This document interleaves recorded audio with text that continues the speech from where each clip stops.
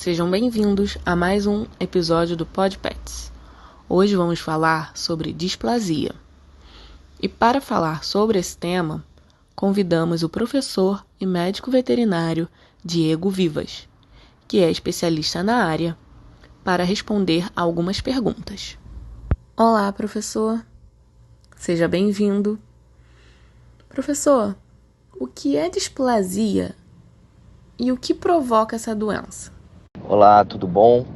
Primeiramente quero agradecer o convite para apresentar esse podcast, de um assunto que eu gosto bastante, que é dentro da minha rotina, junto com a insuficiência de ligamento cruzado, uma das afecções ortopédicas que eu mais atendo na rotina, Com relação ao que provoca, a displasia ela é coxofemoral, ela é multifatorial, Ela tem uma carga genética muito importante, Mas também ela tem outros fatores, Como ambiental, hormonais e osteometabólicos que fazem com que ela tenha essa causa multifatorial. A displasia ela é uma alteração que ocorre principalmente na fase de crescimento dos cães, no qual nós temos uma má formação da articulação coxofemoral. Ela como um todo, ou somente do acetábulo, ou da cabeça do fêmur, ou como eu relatei, em ambas as alterações. E isso leva a uma instabilidade articular, que consequentemente pode levar a uma doença articular degenerativa. E aí na doença articular degenerativa, gerar dor crônica, perda de qualidade de vida, dificuldade locomotora e aí ser causadoras também de outras alterações, urinárias, intestinais. Os animais tendem a ficar com dor e ficarem constipados. E aí, a partir da nossa avaliação clínica, radiológica, que é onde a gente tem o nosso diagnóstico, que aí a gente vai tomar a nossa direção em relação ao tratamento. Bom, como o senhor mesmo disse que, além da predisposição genética, o ambiente também pode ser um dos principais fatores para que essa doença ocorra ou até mesmo acelere. O que pode ser feito para evitar? Como eu mencionei, a displasia ela é de causa multifatorial. Tem a carga genética muito importante, o fator ambiental também é muito importante porque gera estresse mecânico sobre a articulação. E também nós temos outras causas, como osteometabólicas, hormonais. Com relação ao ambiente,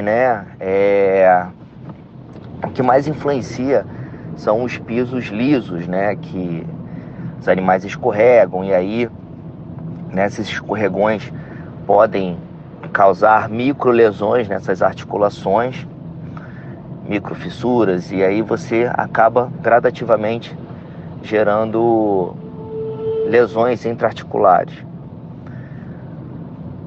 Na grande maioria hoje das nossas residências são pisos lisos, são pisos de porcelanato. E às vezes você ter você mudar um pouco o piso para um piso antiderrapante, você colocar meias no paciente, ou hoje também podem colocar adesivos nos coxins também antiderrapante, é uma alternativa. Porém, tem animal que não se adapta, tá? Então, acho que é de cada animal. Ajuda, porém, há essa variação, de animal para animal. Tem animal que vai responder, vai se adaptar a isso, tem animal que infelizmente não vai. Quais seriam as principais raças que são acometidas? E gatos também podem apresentar essa doença? Antigamente, se falava que a displasia era mais comum em cães de raças grandes e gigantes. Porém, essa afirmação, né, não existe mais. Eu, particularmente, eu pego muitos cães de porte médio e pequeno que também são displásicos. Então, hoje a gente tem relatos, descrições, artigos de cães, tanto de pequeno, tanto de médio, tanto de grande porte, displásicos, tá? Em relação aos gatos, alguns dizem que são raros, porém, na minha opinião, acho que tem uma questão de subdiagnóstico.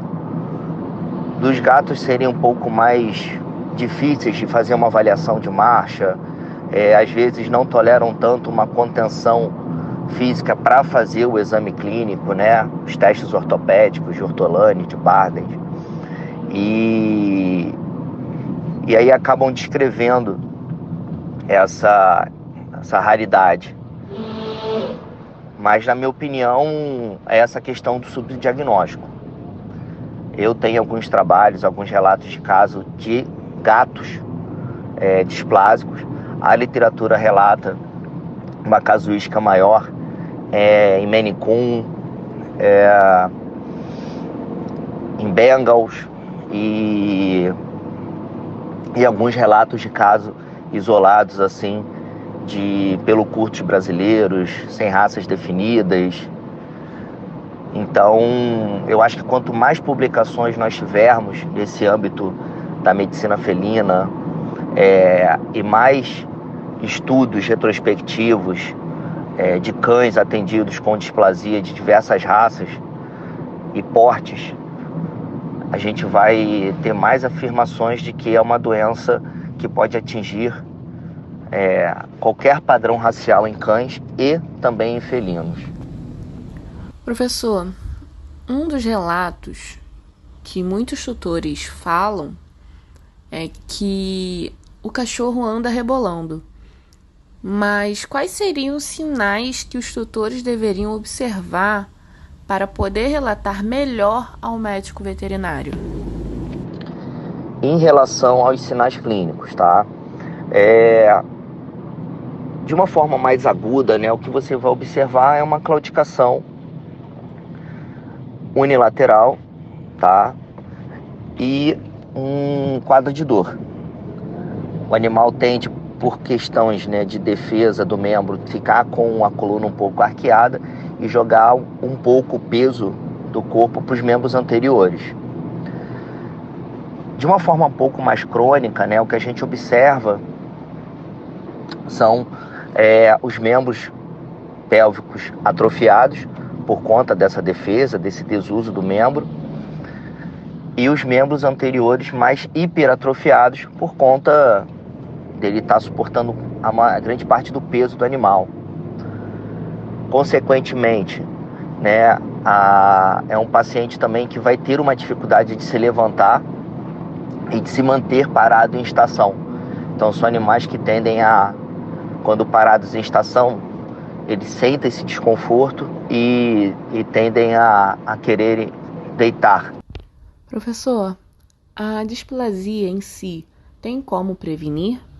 Ou todo caso é cirúrgico? Além disso, quais seriam os cuidados que devemos dar a estes pacientes? A partir do momento que fizemos a nossa avaliação clínica ortopédica, né, que é o teste de Ortolani, teste de Bardens, que aí na sua positividade eles são sugestivos de frouxidão articular, a gente deve fazer a radiografia, que é a forma de diagnóstico, tá? E aí, a partir do diagnóstico, a gente tem a classificação. Existem animais que são assintomáticos e existem animais que são sintomáticos. Com relação à prevenção, existe essa prevenção, até uma prevenção cirúrgica, tá? Que é naqueles animais que vamos identificar uma displasia, mas com eles ainda jovens, ok?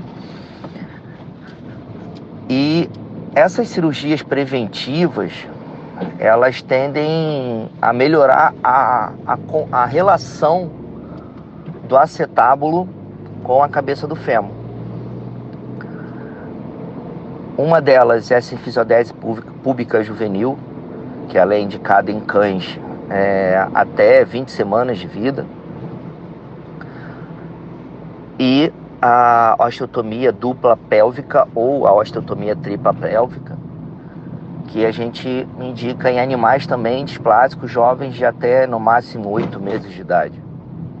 Que em ambas as cirurgias elas tendem a melhorar essa conformação, né? Essa relação do acetábulo com a cabeça do fêmur, do acetábulo fazer um recobrimento, né, acetabular maior na cabeça do fêmur. Então a gente faz nesses cães que são jovens displásicos, né, que a gente chama de potencialmente displásicos. Com relação ao tratamento, né, tanto o tratamento, vamos botar assim, conservador e cirúrgico, eles têm o mesmo objetivo, que é tratar a dor, fazer com que o membro volte a ser funcional, né, que o animal volte a ter o apoio adequado para o membro e que o animal tenha uma qualidade de vida. O que vai determinar, né, muito da escolha do profissional, do ortopedista, se vai ser cirúrgico ou não, são inúmeros fatores, né? Tem a questão do grau da displasia, se o animal tem outras alterações ósseas juntas com a displasia, como uma luxação patelar, como uma instabilidade lombosacral, uma insuficiência de ligamento cruzado, ou se o animal tem outras comorbidades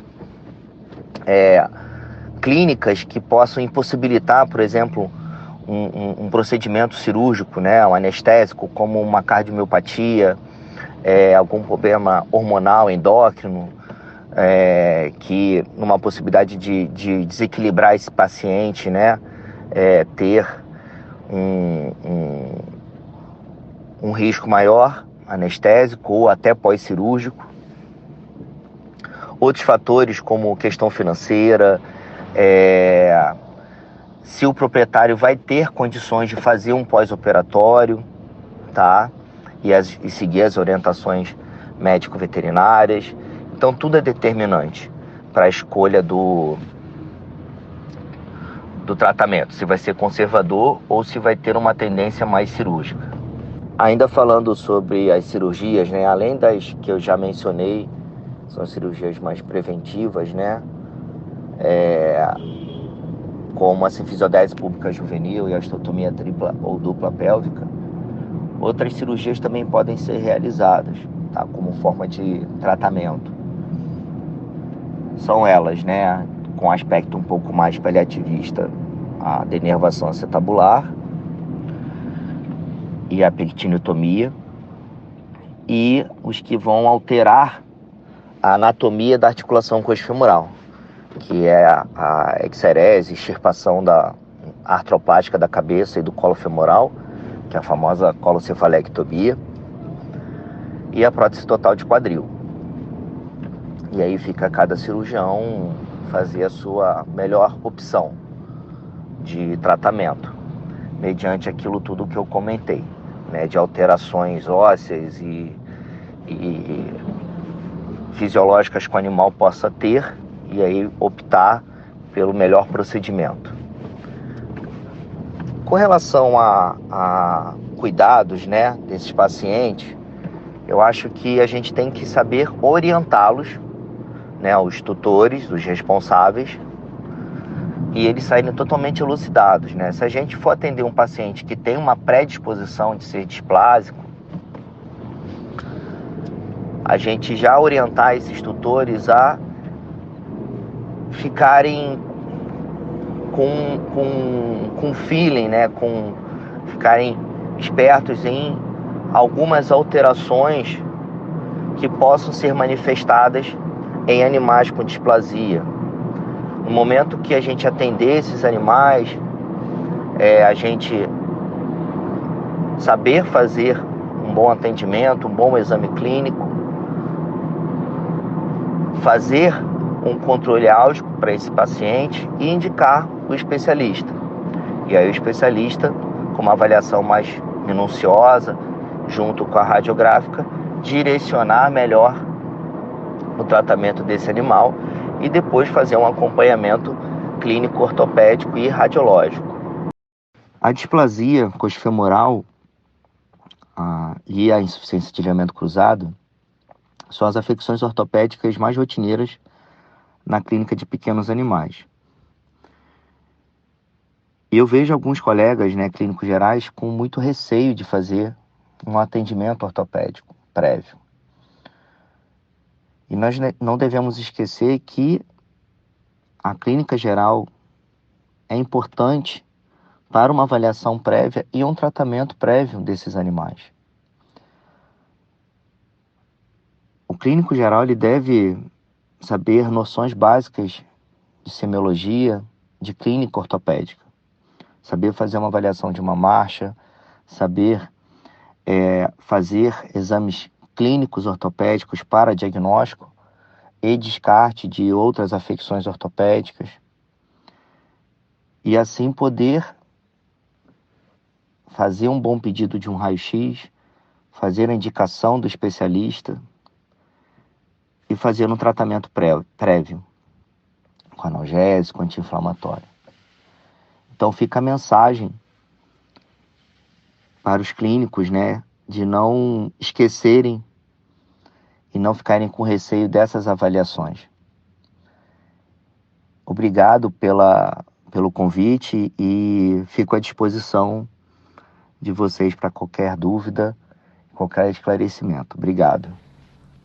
Em nome de todos do projeto de extensão PodPets, coordenado pela professora Renê Crescini, gostaria muito de agradecer ao professor e médico veterinário Diego Vivas pela disponibilidade e principalmente pelo esclarecimento sobre displasia.